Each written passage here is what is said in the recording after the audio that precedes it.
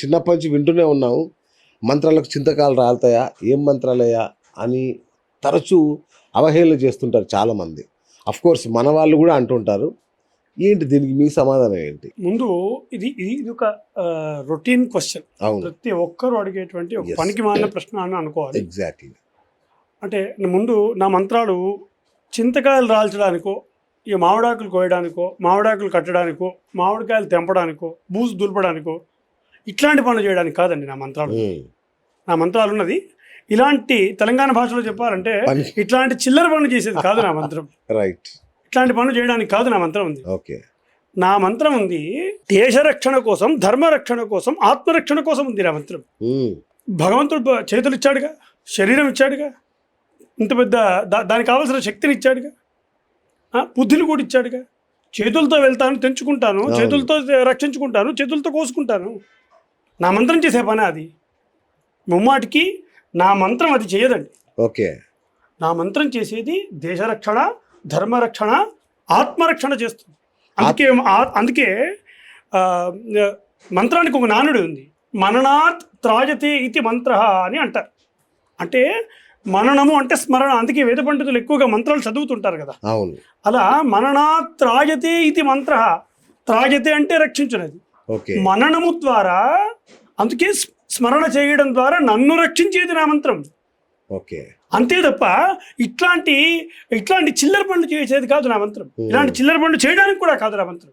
నన్ను రక్షించేది నా మంత్రం. రక్షించడం అంటే, రక్షించడము అంటే కాపాడేది. నన్ను సర్వకాల సర్వావస్థల యందు నన్ను సర్వదా రక్షించేది నా మంత్రం. ఓకే. అంతే. అంటే రక్షించడం అంటే ఇప్పుడు నా మీద బాంబు పడుతుంది, లేదంటే నన్ను కారు గుద్దేస్తుంది, నేను అక్కడ నిలబడి నా మంత్రం చదివితే అది ఆగిపోతుందా అంటే ఏంటి? నాకు అర్థం కాలేదు రక్షణ అంటే. ఇప్పుడు భౌతికంగా కాదండి, భౌతికంగా మీరు నాపై చేసే దాడి కానీ ఏదైనా భౌతికంగా జరిగేటువంటి ఏదైనా సరే, భౌతికంగా మీరు నాపై దాడి చేసినా భౌతికంగా జరిగే విషయాలకు భౌతికంగా భగవంతుడు శక్తిని ఇచ్చాడు కదా. ఏమండి, భౌతికంగా ఈ దేహానికి శక్తిని ఇచ్చాడు కదా. కరెక్ట్. ఇప్పుడు మీరు నాపై దాడి చేసినా, నాపై ఏదైనా బాంబు పడ్డా నేను వెళ్ళి దానికి ప్రత్యక్షంగా నా భౌతికంగానే ఎదుర్కొంటాను. ఓకే. నా మంత్రానికి ఏం సంబంధం? కరెక్ట్. నా మంత్రానికి భౌతికంగా జరిగే యుద్ధాలకు, భౌతికంగా జరిగేటువంటి దాడులకు నా మంత్రానికి ఎటువంటి సంబంధము లేదు. ఓకే. మరి నా మంత్రం ఏం చేస్తుంది?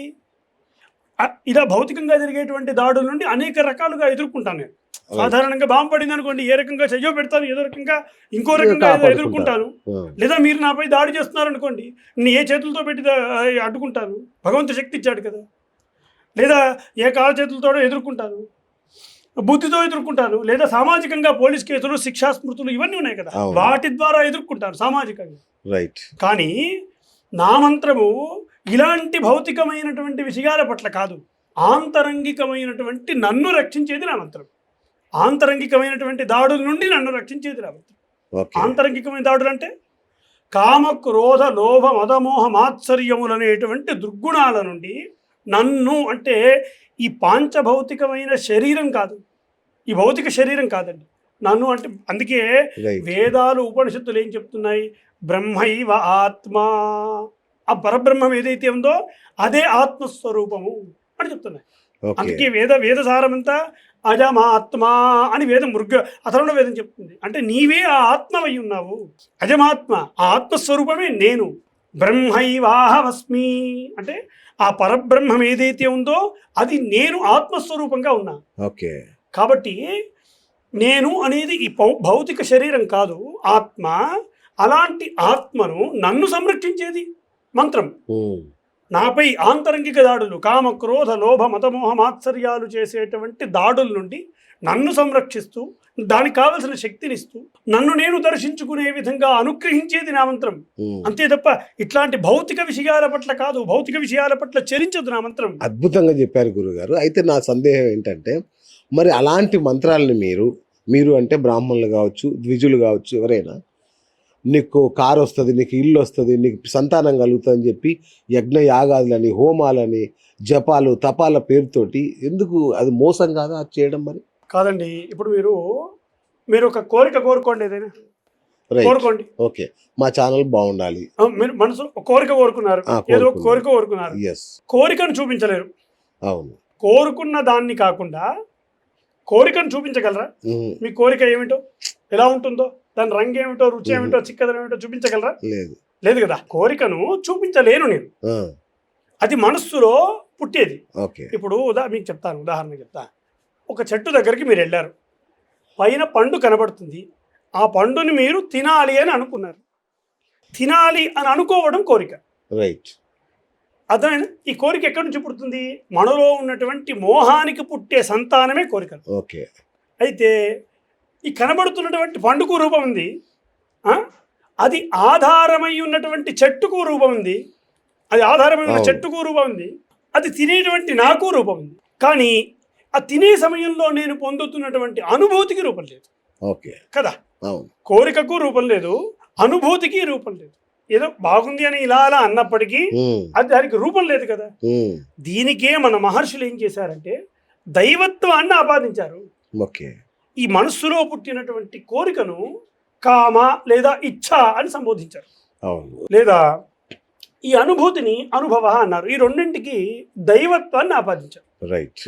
అంటే ఎలా అంటే, ఇప్పుడు చెట్టు మీద ఉన్నటువంటి పండు ఉందనుకోండి, ఉంది కదా, దాన్ని తినడానికి మీరు ఏం చేస్తారు? చెట్టు ఎక్కుతానో లేదంటే ఖచ్చితంగా కోయకుండా చేతికి అందేట్టుగా ఉంటే చేతితో తెంచుకొని తింటాం, లేదా పైన ఎక్కడో ఉంటే ఎక్కే శక్తి ఉంటే ఎక్కుతాం, లేదా శక్తి లేదనుకోండి ఏ కర్రతోటో కొడతాం, ఏ రాయితోనూ కొడతాము, లేదా ఏదో రకంగా అనేక రకాల ప్రయాసాలు చేసి దాన్ని మనం తీసుకుంటాం కదా.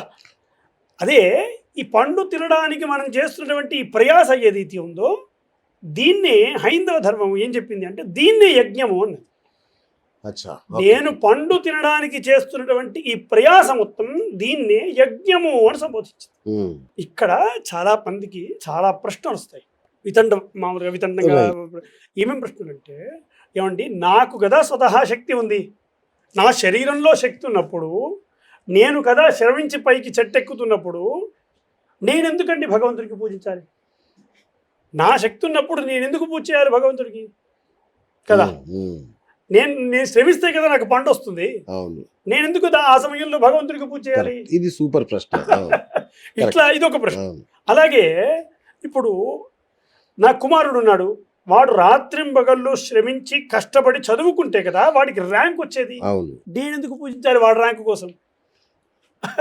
వాడి ర్యాంకు కోసం నేనెందుకు భగవంతునికి పూజ చేయాలి? అదే ర్యాంకుతో వాడు ఉత్తమమైనటువంటి ఉద్యోగాన్ని సంపాదించుకుంటుంటే ఆ ఉద్యోగం కోసం అది ఎట్లా వచ్చింది వాడికి? వాడు శ్రమిస్తే రాత్రింబగళ్ళు శ్రమించి చదివితే కదా ఉద్యోగం వస్తుంది. దానికి నేను ఎందుకండి భగవంతుడికి పూజ చేయాలి?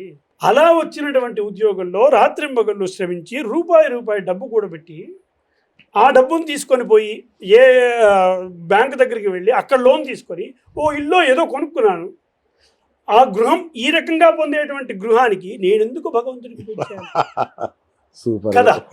ఎలా వస్తున్నా నాకు? నేను శ్రమిస్తే కదా వస్తున్నాను. ఇప్పుడు నేను భగవంతుడికి పూజ చేయడం వల్ల అవేమన్నా నేను శ్రమించకుండా ఆగాల్సి వస్తుందా? మళ్ళీ శ్రమించాల్సి వస్తుంది కదా. కానీ అలాగే ఇవన్నీ చూసి నన్ను చేసుకోవడానికి వస్తున్న ఓ భార్య ఏదో నన్ను ఆస్తులు చూసి లేదా నా గుణగణాలు చూసి నా యొక్క స్థితి చూసి నన్ను పెళ్లి చేసుకోవడానికి ఎవరో వస్తున్నారు. అలాంటప్పుడు నేను ఎందుకు పూజలు చేయాలి? ఇవి కదా, ఇవన్నీ సమకూర్చుకుంటే కదా నాకు పెళ్ళి అయ్యేది. భగవంతుడికి పూజ చేస్తే కాదు కదా పెళ్ళి. భర్తతో సుఖించి పిల్లల్ని కనడానికి నేను ఎందుకు భగవంతుడికి పూజ చేయాలి? ఇలా ఒక్కటి కాదండి, కొన్ని వందల ప్రశ్నలు వేయగలరు. సూపర్. దీనికి మంచి ఆన్సర్ ఇవ్వండి. నా డౌట్ కూడా ఇట్లాంటి ప్రశ్నలు వందల ప్రశ్నలు వస్తాయి. ఇలాంటి ప్రశ్నలు వేసుకునే ముందు హైందవ ధర్మం అంటే ఏమిటో, హైందవ ధర్మ మూలం అంటే ఏమిటో తెలుసుకున్నటువంటి వాడు ఇలాంటి ప్రశ్నలు వేయడు. అసలు హైందవ ధర్మం అంటే ఏంటో తెలుసుకున్నవాడు ఇలాంటి ప్రశ్నలు ముమ్మాటికి వేయడండి. అలా తెలుసుకున్నా కానీ అలాంటి ప్రశ్నలు వేసాడంటే ఆ రోగానికి మందు లేదని అర్థం. ఆ రోగానికి అయితే మందు లేదు అని నిద్ర నటించేవాడిని మనం ఏం చేయలేదు కదా. కాబట్టి ఇక్కడ ముందు హైందవ ధర్మం అంటే ఏమిటో తెలుసుకోవాలి, హైందవ ధర్మ మూలం అంటే ఏమిటో తెలుసుకోవాలి. మీకు తెలుసా హైందవ ధర్మ మూలం అంటే ఏమిటి?